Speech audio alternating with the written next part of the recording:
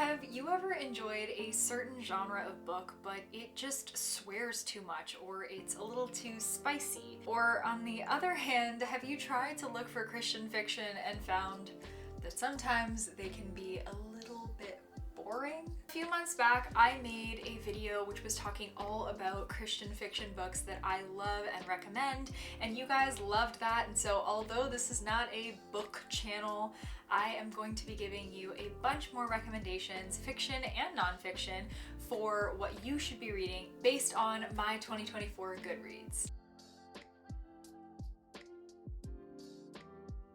Hey everyone, and welcome back to Cozy Faith with Kay. Oh, that feels so good to say. I missed you guys so much. I hope you had a very Merry Christmas with your family and a Happy New Year. I had a very Happy New Year, especially because we hit 10K over the break. And before we get into the video, I just want to say thank you so much to each and every single one of you for subscribing. It was such a dream of mine to reach that goal before the end of the year, and before my break, I had kind of written it off, but you know, God just did that. And so I'm really happy about that, really excited about that, and there's a lot of exciting things to come. So definitely stay tuned for lots more videos and fun adventures all together. So grab a little warm drink and we will discuss these books together.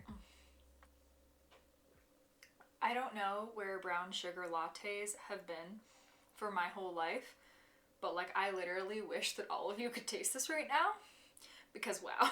So the first genre is drama/romance, and the first book is called Riverbend Gap by Denise Hunter. So what I'll start out by doing is just reading you the synopsis, and then we will chat. She came in search of the family she'd always wanted and found the kind of love she'd never dared to imagine. When Caitlin Loveland's car veered off a winding Appalachian mountain road, she thought she was done for. That is, until Cooper Robinson, local sheriff's deputy, came to her rescue. And though Katie narrowly escaped her brush with death, she still fell hard. She wasn't the only one, but soon Cooper learns that the woman he's more attracted to than any he's ever met is his brother's new girlfriend, and therefore unquestionably off limits. Yet despite his best efforts, Cooper and Katie can't seem to avoid running into each other or ignore the undeniable chemistry between them. As they grow closer, Katie shares the secrets of her past and the real reason she moved to their small North Carolina town. She also wins over Cooper's welcoming and big-hearted family, but they don't know that her feelings for Cooper keep growing, all while she's dating his brother. Soon the stakes of their emotional connection become higher than either of them could have ever imagined. Katie stands to lose the first family she's ever had, and a scandal could doom Cooper's campaign for sheriff's office. Suddenly they find themselves on the edge of another precipice, and they force themselves to make a decision that could change their lives forever. So what I really liked about this book is it dealt with the whole love triangle, cheating kind of trope in a really good, classy kind of way. I found the book to be really dramatic and just suspenseful, and I honestly didn't really know how it was gonna end. All of the drama surrounding the family and his job and everything like that, guys, I literally finished this book in 24 hours. It was amazing. I thought that it was really realistic to the temptation that exists sometimes in relationships and the sin and brokenness of humanity. I also really liked that there were clear consequences to that sin and clear grace from God despite the sin. For a Christian book that was exploring those kinds of not so often talked about themes, I think it did so really tastefully. And there were some really good threads of faith all throughout. So overall, for me, it was a 5 out of 5. The next book in this category of drama and romance was Home for Christmas. Okay. I know, it's January, we're past Christmas. But guys, this isn't like too much of a Christmas book that I would say you can't read it past Christmas. They don't even really celebrate Christmas in it. It's just snow. Like, it's just a wintry book. I wouldn't read it in like the dead of summer if you're, you know, wanting to keep themes as something that could be realistic around you. I know a lot of people don't read summer books in winter and vice versa, and I understand, I respect it. But Home for Christmas by Courtney Cole. Oh my goodness, guys, this book was It was so beautiful. So I will just start out by reading our synopsis. Piper McCauley doesn't know which way is up or down. Her gran, her last remaining family, died 2 weeks before Christmas, leaving Piper to reevaluate her life. Did she really want to stay chained to the family business just to hang on to this old house? She didn't care that her great-great-great-grandpa had built it with his own hands. How could she make such huge life decisions if she's never even been outside of Alaska? She needs to leave the snowy wilderness that's her backyard and see the world, and since her gran left her a battered old compass, Piper takes this as a secret message from her beloved grandmother to follow her heart. But before she's even a foot outside the door, Piper finds herself caught in a blizzard and wakes up in 1945 in the original home that her ancestors had built. A time when her gran was just a girl Piper's age. Once she's gotten over the shock, Piper has the joy of getting to know her grandmother in a whole new way. A way that sheds light on everything Piper had come to know and not know about her own past. Over the course of one magical holiday season, Piper must go on a journey through time to learn the meaning of real love, home, and how a family legacy can connect one another forever. Okay. Alright. So, I don't usually read books like that where the main plot is like a family relationship, much less like a granddaughter and grandmother relationship, but I am so close to both of my grandmothers, and that type of relationship is so important to me. I don't know how I never read about it before. Not to say this doesn't have romance, it has a little bit of romance too, but oh, this book.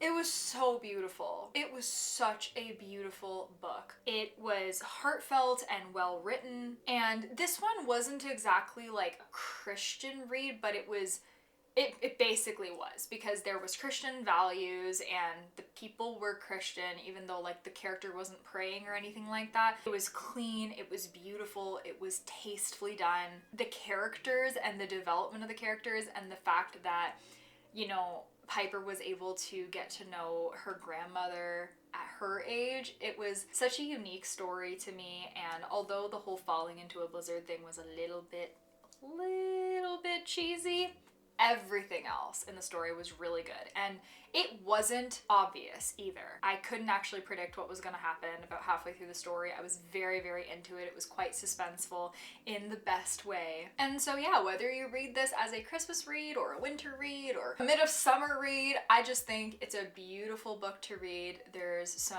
awesome like lessons about what we can learn from older, simpler times and in the busyness of, you know, 2025, and it's a great book if you just want to kind of escape. Alright, so moving on to our next category, which is mystery/suspense. And for that, we have The Inn at Ocean's Edge by Colleen Coble. So in my previous video recommending you guys all these awesome books, I had not really read anything by Colleen Coble. I talked about the first book I ever read, which is Fragile Designs, which was amazing, and I hadn't read anything else, and since then, your girl has definitely taken a good dive into Colleen Coble's books, and this one, The Inn at Ocean's Edge, has been my absolute favorite one that I've read by her. So let's read the synopsis together. Claire's visit to a luxury hotel in Maine awakens repressed memories, threatening all she holds dear. In 1989, Claire Delamar disappeared from her own 4th birthday party at the Hotel Tourmaline on the island of Folly Shoals, Maine.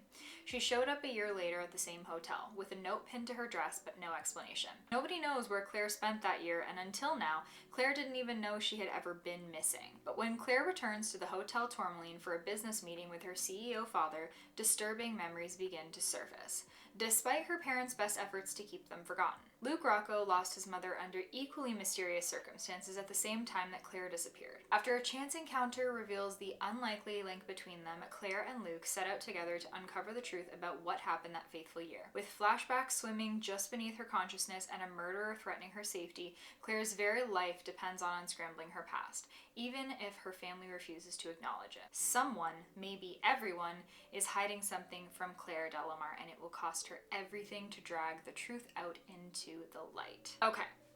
If I could give this book more than 5 stars, I would. Genuinely. Like, Goodreads only goes to 5 stars, so that's all I could give. But it was so good. I ate it up. Like, I literally, again, one of those 16-hour reads, like just sit down and just like pound it out type of books. This book was gripping and suspenseful. It was super heartfelt and had beautiful strings of faith all throughout the book. And again, just the mystery and the suspense, I thought it was so well done. This author does very well at creating stories that aren't predictable, that are unique, that use unique concepts. I loved it. I loved it. I loved it. I loved it. It was a suspenseful, awesome joyride that I would recommend anybody who likes this genre or even doesn't to partake in. And this book by Colleen Coble is just chef's kiss. Now, I was literally so excited to read the next book in the series, and that's called Mermaid Moon. And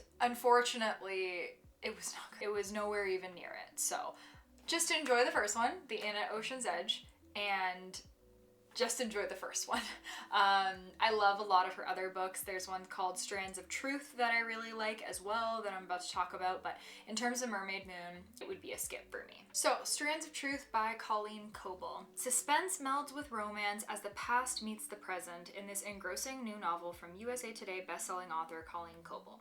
Harper Taylor is used to being alone. Her mother passed away in a car accident when she was an infant. She never knew who her father was, and now even the widowed grandmother who raised her is gone. She's done just fine investing her marine biology degree and her energy into her pen shell business. The last thing she expects is for the DNA test she took to reveal a likely half-sister, and when she and Annabelle meet, there are striking similarities in their stories. Is it just a coincidence that both their mothers died tragically without revealing Harper and Annabelle's father's name? When Harper's business partner is attacked, his son Ridge steps in to help. Before long, he's spending more time with her than the business would dictate, and Harper finds she doesn't mind it in the least. When yet another tragedy strikes close to home, though, Harper and Ridge realize that the secrets of the past can't stay there. They'll have to unravel Harper's past before they can secure their future. So, for me, I'm just being super honest, this book wasn't 5 stars. It was about 3.5 stars for me. And the reason being is there were a lot of like side characters and it was a little bit complicated for what I was looking for in that moment. It's still on this list because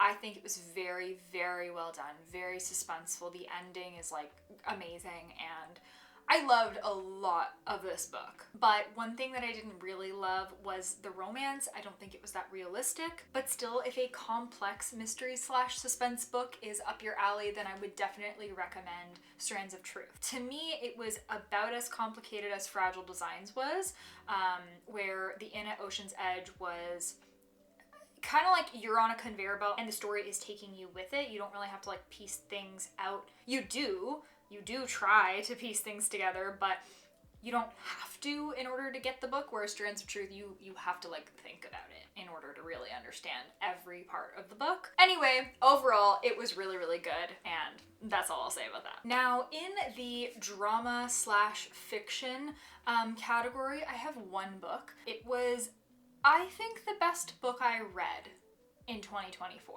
I think it was. And that was The Screwtape Letters by C.S. Lewis. Now, it's a short book. I did it in the audiobook, which was phenomenal. I mean, the acting was great and it was very immersive. I really, really suggest everybody to read this book. As a Christian, reading this book is like almost reading like the Devil's Handbook. It's crazy. So I will just start out by reading you the synopsis. A masterpiece of satire on hell's latest novelties and heaven's unanswerable answer, C.S. Lewis's The Screwtape Letters has entertained and enlightened readers with its sly and ironic portrayal of human life from the unique vantage point of Screwtape, a highly placed assistant to our Father below. So that's the devil. At once wildly comic, deadly serious, and strikingly original, C.S. Lewis gives us the correspondence of the worldly wise devil to his nephew Wormwood, a novice demon in charge of securing the damnation of an ordinary young man.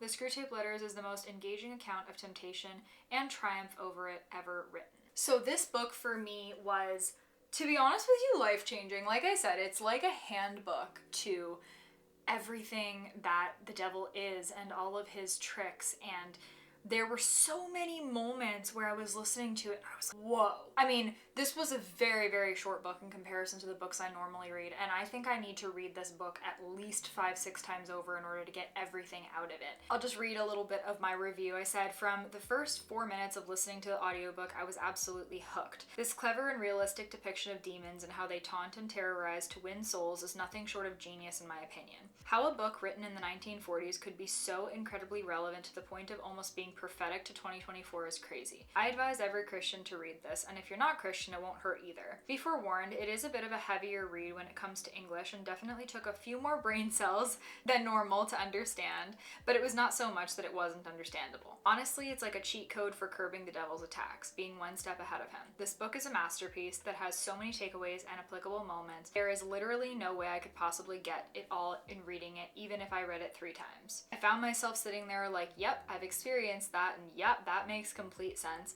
and also having moments of sheer terror at how realistic and cunning some of the devil's tactics, as depicted in this book, really are. More than ever, it's brought me closer to God, taught me so much about prayer, about the eternalness of God and heaven and hell, versus the temporal reality we live in. People say this book is satire, but to me it was real, clever, terrifyingly accurate, and eternally wise to exactly what goes on in a Christian's life. There are so many amazing quotes from this book, but one is, it lives in my head rent-free, and that is, murder is no better than cards if cards can do the trick. Indeed, the safest road to hell is the gradual one. The gentle slope, soft underfoot, without sudden turnings, without milestones, without signposts. So, I'm gonna leave that right there. That is my highest recommendation, that you go and read that book, because honestly, it's truly life-changing. And lastly, we're just going to hop into a few of my favorite nonfiction picks for 2024. And the first one is Heaven: An Unexpected Journey. So this is a true story